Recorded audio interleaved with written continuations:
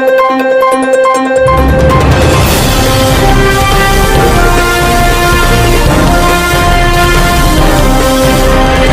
श्याम सखा परिवार बहादुरगढ़ द्वारा गोवर्धन पर्व पर लगाया अन्नकूट का भंडारा। बहादुरगढ़ दिल्ली रोहतक रोड पर स्थित गणपति धाम इंडस्ट्रियल एरिया में GL12 में गोवर्धन का त्योहार बड़ी धूमधाम और श्रद्धा के साथ मनाया गया, जिसमें भगवान गिरिराज की नगर परिक्रमा की गई और भगवान श्री कृष्ण का गुणगान किया गया। अन्नकूट कार्यक्रम में 56 से 108 पकवानों का प्रसाद तैयार किया गया और भगवान की आरती की गई और श्री 1008 महामंडलेश्वर डॉक्टर नरेश चंद्र शास्त्री जी छोटा भाई के द्वारा गिरिराज को अन्नकूट का भोग लगाकर भंडारे की शुरुआत की गई, जिसमें सैकड़ों की संख्या में लोगों ने प्रसाद ग्रहण किया।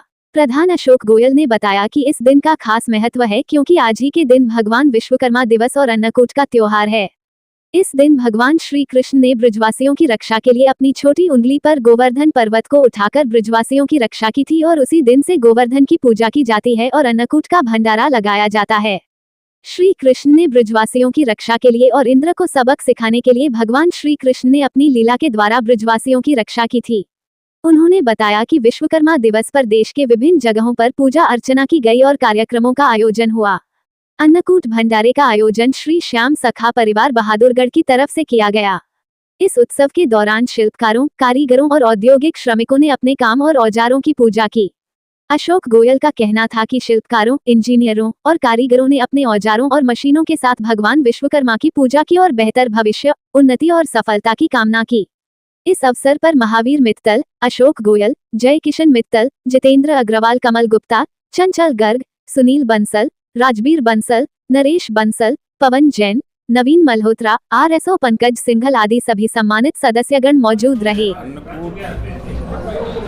गोवर्धन भगवान का भोग लगाने के बाद में ये अन्नकूट जो नाम दे रखा है, ये सबको प्रसाद रूप में दिया जाता है।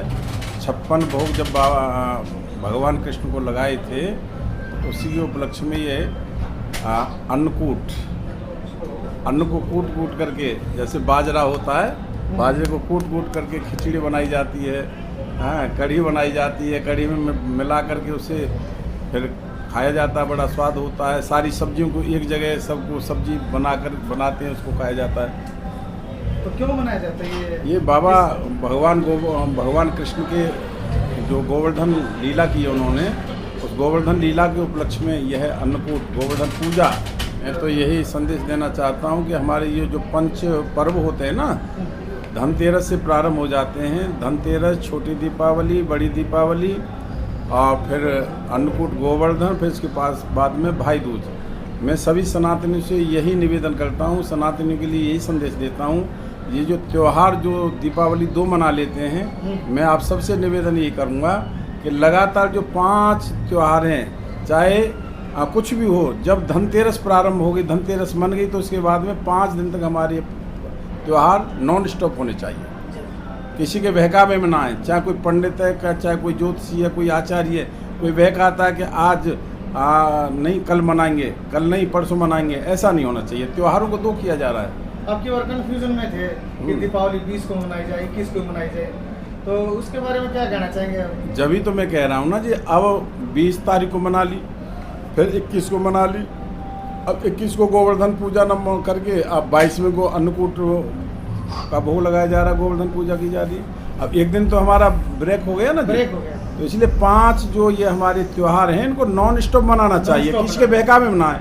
जब धनतेरस प्रारंभ हो गई उसके बाद में ये 5 त्योहार क्रम से होने चाहिए। क्या कहना चाहिए? आज बहुत ही अच्छा भोग लगाया, नरेश चंद्र शास्त्री जी आए हुए थे जटारी धाम से, बहुत अच्छा भोग लगाया और बहुत अच्छा प्रसाद वितरण हो रहा है, आपके सामने देख ही रहे हो। और मैं सभी भाइयों को गोवर्धन की शुभकामनाएं देता हूँ, है ना। भाई सब प्रसाद लेने आए, भाई यहाँ पे जिस भाई को मैसेज जा रहा है वो भी प्रसाद लेने आए।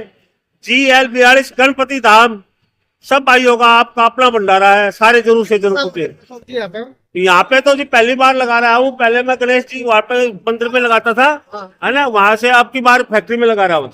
ये मेरे बड़े भाई नरेश जी, पवन जी, इधर भी देखो, है ना, और ये कमल जी, हमारे बाबू जी, सारे आए हुए हैं, इनका सहयोग मिलता रहता है।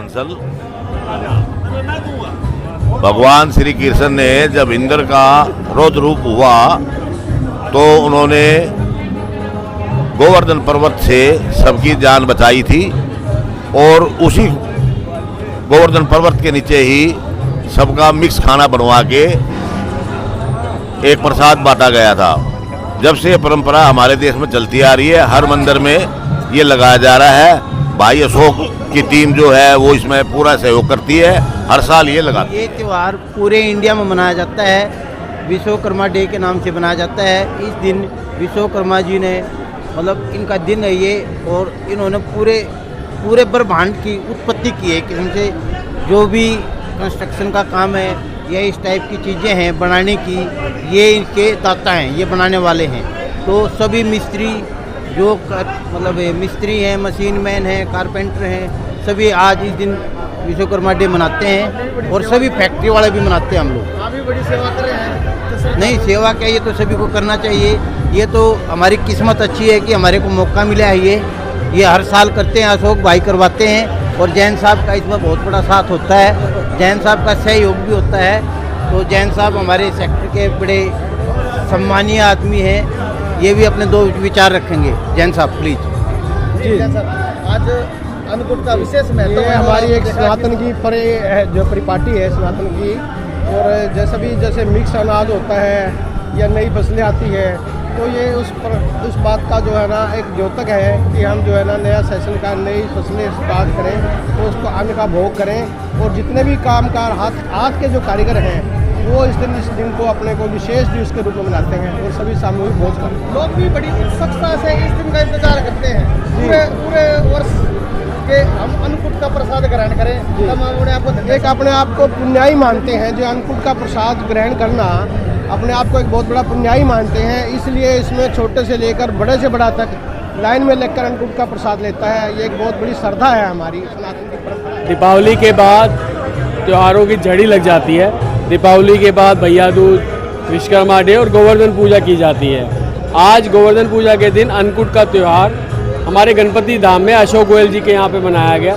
बहुत ही सुंदर कार्यक्रम था, बहुत ही अच्छा कार्यक्रम था, और बहुत ही सुंदर संयोजित तरीके से सभी लोगों ने मिलजुल के का प्रोग्राम जो होता है, ये आपसी भाईचारा, एक दूसरे को मतलब ऊंच नीच का भेद मिटा के सब एक साथ भोजन करें, इसलिए अन्नकूट मनाया जाता है। दिवाली के बाद सारा परिवार, सारा संसार का सारा जितना भी समाज है एक साथ एक जगह भोजन करता है, इसीलिए अन्नकूट का ये मनाया जाता है पर्व। ये भाईचारे का, प्यार का, प्रेम का, सौहार्द का ये त्यौहार है। मैं सबसे निवेदन है सब इसमें शामिल हों, सब अपना सहयोग दें और इस त्यौहार को बड़े धूमधाम से मनाएं।